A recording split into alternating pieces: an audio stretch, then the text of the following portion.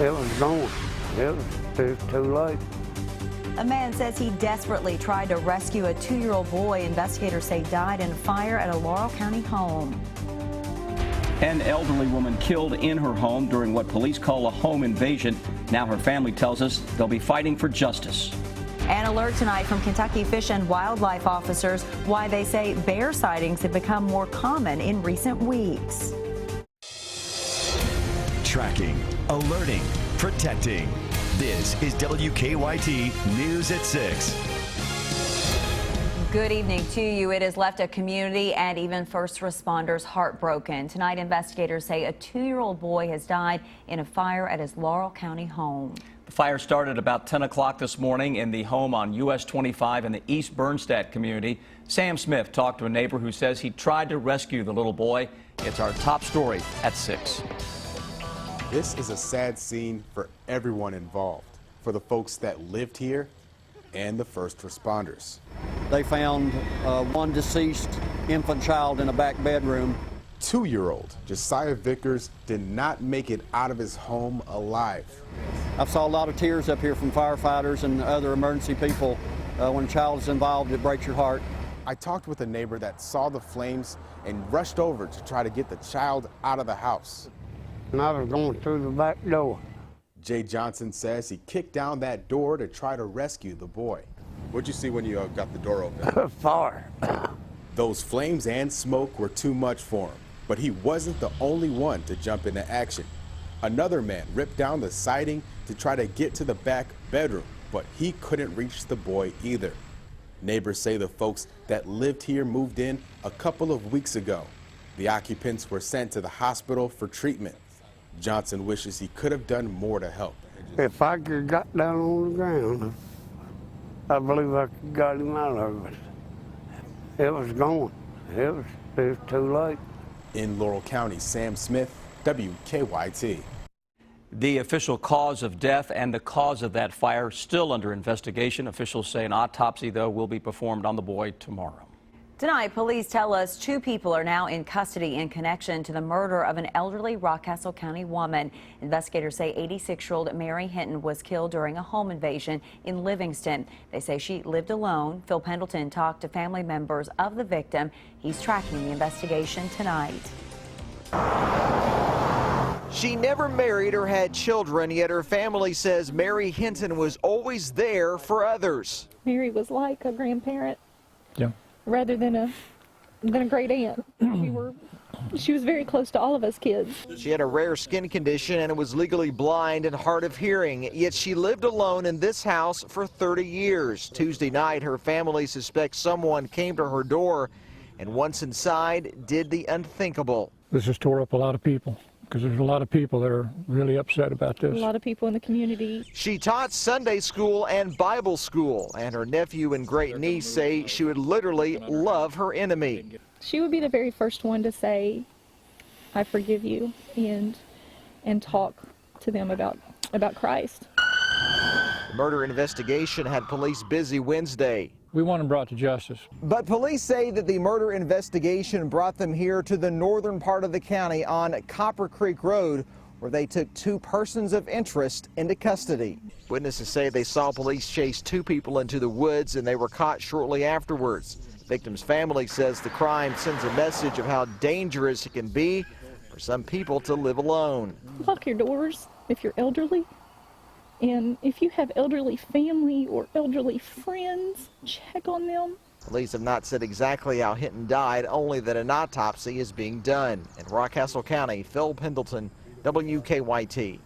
Hinton's family tells us her funeral expenses will be taken care of, but if you would like to make a donation in her name, you can do so at the Chad's Hope Drug Rehabilitation Center in Clay County.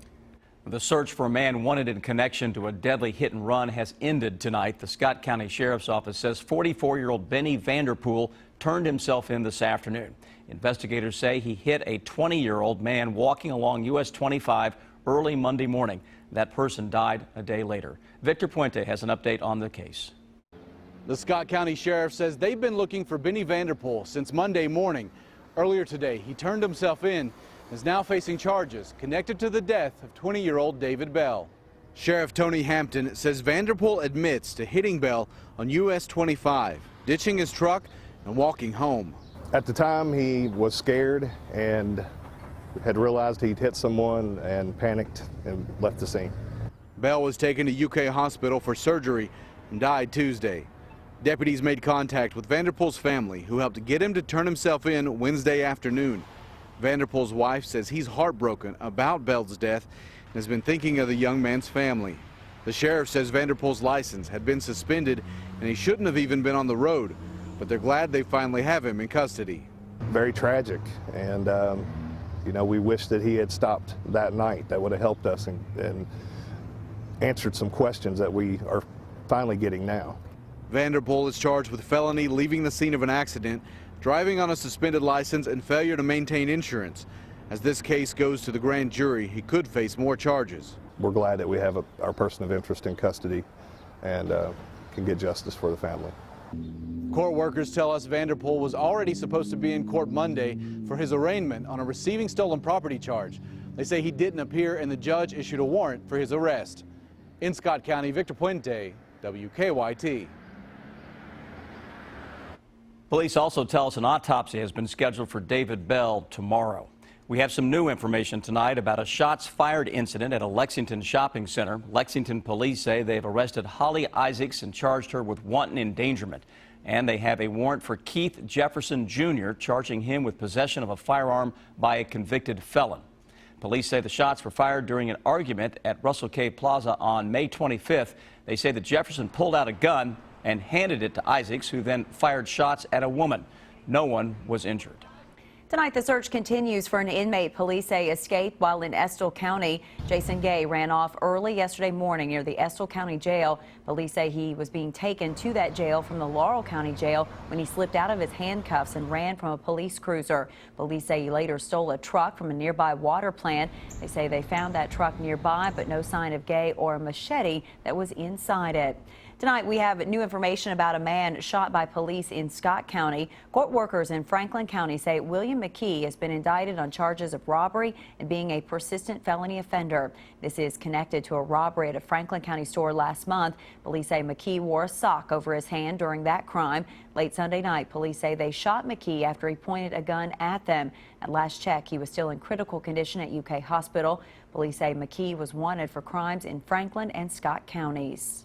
Tonight, 3 people face charges in connection to a strange incident in a Richmond motel room. Police were investigating a disturbance at the Country Hearth Inn when they say they found Kathleen Gaines Bloom injured. When they tried to talk to her, police say she tried to assault the officers. Police say they found Mac Futch hiding behind a hotel door and he wouldn't cooperate. And they say a third person, Connor McAfee, came out from underneath a bed with a knife. All 3 were arrested on drug charges. They say McAfee also gave a fake identity.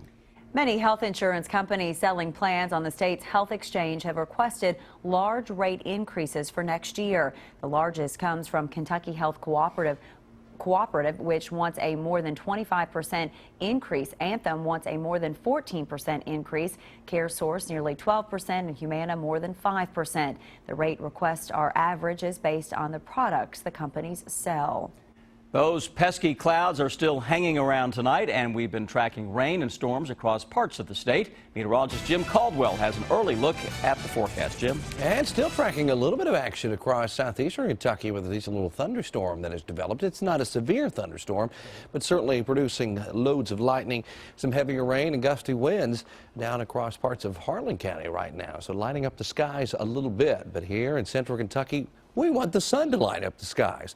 And in some cases, it's beginning to happen out there. We are seeing some of the cloud cover thinning out. There you see those showers and storms. Those have been shifting a little bit more toward the west over the past hour or so.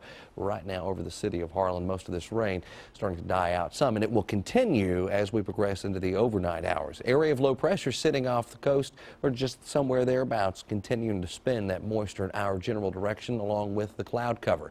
So as we look forward into the day tomorrow, after these storms die out tonight, it looks like the folks in southeastern Kentucky will again again feature the best chance for some showers and thunderstorms. It's not a washout. As you can see, we only had one small area of a few counties impacted by today's storms. The rest of us were fine, but an isolated chance for us here in the central sections of the Commonwealth. We will track those chances hour by hour right into our area coming up in just a few minutes. Well, over the last few weeks, they've become a lot more common. We've seen a lot of them in central and eastern Kentucky. Many of you have even sent in pictures of bears that you have seen. Wildlife experts say it's bear mating season, so that's why you're more likely to see bears. As Rebecca Smith tells us, experts want to make sure you stay safe if you spot one.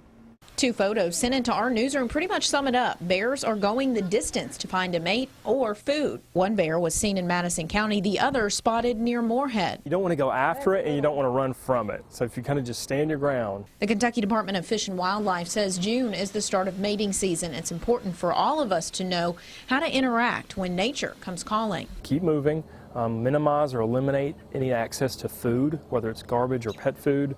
That bear will keep moving and you can prevent any type of conflict. Really, the only safe way to get close to a bear is if it is in an enclosure like the one is here at Salento. We've just caught this guy coming up after a morning nap. While he's safely in his space, this bear in Moorhead went on a, some would say, dangerous adventure. They're just roaming, and once they get kind of west of Daniel Boone, you get a lot more contiguous forest, so you get a lot more open fields. And so the bears become more visible. Which can create its own set of problems out on the roads. What we tend to see is an increase also in vehicle collisions with bears. So vehicle collision is one of the higher factors in bear mortality. In Frankfort, Rebecca Smith, WKYT. Well, Fish and Wildlife officials say the only recorded bear attack in Kentucky happened in 2010, but the person wasn't seriously injured. It is illegal to feed bears, and if caught, you can be fined up to $1,000. A special award tonight for a cat that helps Lexington police. Hobbs, the Lexington Mounted Police Barn Cat, has been named Cat of the Year by organizers of Catapalooza. Hobbs is a 14-year veteran of Lexington Police. She greets visitors and chases away snakes and mice from the Mounted Police Barn. She'll receive the award later this month. Catapalooza is organized by the Lexington Hospital for Cats to help the Lexington Humane Society. So congratulations to the cat. Yeah, well, who knew about Hobbs? Didn't know. Yeah. Well, a newborn calf is getting a lot of attention at Lexington Farm tonight. Next, why she's a rare sight. Yes, and later we'll take you to an event at the Kentucky Horse Park celebrating a special kind of horse.